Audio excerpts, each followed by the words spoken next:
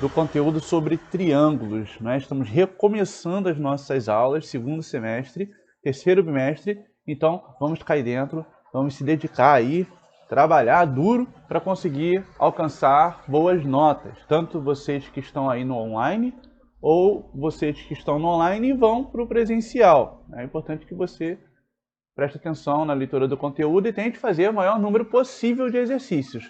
Lembrando que as soluções serão enviadas até antes da próxima aula. É o mesmo esquema, nada mudou. Então, vamos lá. Triângulos. Bom, vocês já sabem que um triângulo, na figura geométrica, possui três lados, né? Três lados, três ângulos, três vértices. Então é caracterizado como triângulo. Então vimos anteriormente que os triângulos são polígonos com três lados, três vértices, três ângulos internos e três ângulos externos. Também estudamos que em um triângulo a medida de um lado é sempre menor do que a soma das medidas dos outros dois lados. Isso é o que a gente chama de desigualdade triangular. Veja a seguir o triângulo ABC ou triângulo ABC. Notação pode ser assim, apenas ABC, ou com um triângulozinho na frente. Tá legal? E alguns de seus elementos, que são elementos lados, vértices, ângulos internos, os ângulos que estão por dentro do triângulo, e ângulos externos, os que estão fora. Vamos dar uma olhadinha? Aqui. Então, triângulo ABC, vértice A, B e C, com letras maiúsculas. Os ângulos internos, A com um chapeuzinho, B e C. Os ângulos externos, D, E, F. Então, a gente consegue ver que para um triângulo existir, para que seja possível a construção de um triângulo, um dos lados tem que ser menor que a soma dos outros dois. Então, o lado AB ele é menor que a soma de BC mais CA. O lado BC ele tem que ser, por sua vez, menor que a soma dos outros dois lados, e assim por diante. Vimos também a seguinte propriedade a respeito da soma das medidas dos ângulos internos de um triângulo, que a soma das medidas de um... vamos ler de novo. A soma das medidas dos ângulos internos de um triângulo é igual a 180 graus, isso para qualquer triângulo. A soma das medidas dos ângulos internos do triângulo DF é 180. Perceba, 35 mais 57 mais 88 vai ser igual a 180. Vamos ver aqui um exemplo. No triângulo GHI, determine a medida do ângulo I. Então, se eu sei que a soma dos três ângulos tem que bater 180, logo, a soma dos três ângulos é igual a 180, a gente equaciona, resolve a equação e determina aqui o valor do ângulo I. A medida do ângulo I é 32 graus. Ok? Vamos lá, próxima página. Em relação à medida de seus lados, podemos classificar os triângulos em três classificações, né? Em equilátero, isósceles ou escaleno. Então perceba que a classificação aqui é em relação à medida de seus lados.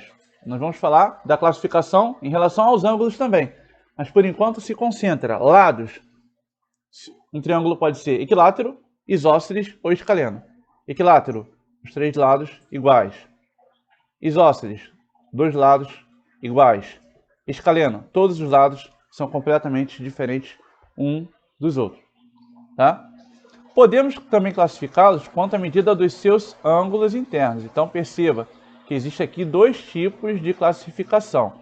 Uma classificação de acordo com a medida dos lados e essa outra classificação aqui, ó, que é quanto à medida de seus ângulos internos. Ele pode ser acutângulo, retângulo ou obtusângulo. Vocês já estudaram isso em séries anteriores, lá no sexto ano, viram mais ou menos alguma coisa parecida com isso. Então aqui a gente só está reafirmando, fortalecendo um pouco mais, aprofundando, tá bom? Para vocês crescerem em conhecimento. Então aqui, ó, triângulo acutângulo. O maior ângulo desse triângulo tem que ser menor que 90 graus. Então todos os ângulos internos têm medidas menores que 90. Já o triângulo retângulo, ele possui um dos ângulos, na verdade só pode ter um, né? Não pode ter mais do que um, senão não vai ser triângulo. Ele só pode ter um ângulo medindo 90 graus. O maior ângulo tem 90 graus, tá? E o obtusângulo, ó, obtuso, aberto, seu maior ângulo é maior que 90, ou seja, esse ângulo está entre 90 e 180, como vocês podem ver aqui, ok? Então vamos ver aqui no segundo exemplo. Um triângulo cujas medidas dos lados são 6, 6 e 6, ou seja, esse triângulo ele é equilátero, e cujas medidas dos ângulos internos são 60, 60 e 60, pode ser classificado como, ó, mas ele pediu cujas medidas são 6, 6 e 6. Então ele jogou aqui, ó, isósceles e acutângulo. Por quê? Ah, mas não tem equilátero. Tem equilátero. Equilátero e acutângulo. Aqui, ó, equilátero e acutângulo. Mas ele também pode ser isósceles. Por quê? Ele não tem dois lados iguais. Ele tem até mais do que dois. Ele tem 3 lados iguais, né?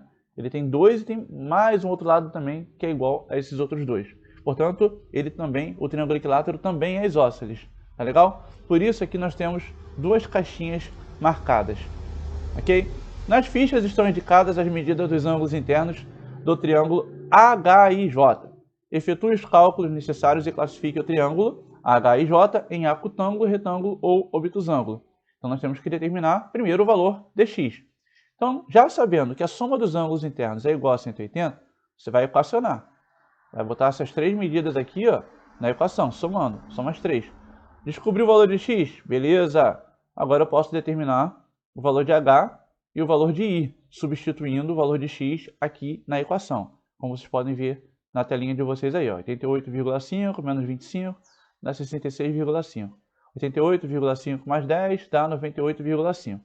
Então, o triângulo ele é obtusângulo. Por quê, senhores? Porque o seu maior ângulo tem mais de 90 graus. Conseguem ver aí? Interessante, né? Muito bacana. Então, gente, fechamos aqui a leitura do conteúdo. Vocês vão agora cair dentro dos exercícios que eu deixei no anexo. As páginas que estão aí marcadas para vocês resolverem, tá bom? Um abraço e até a próxima.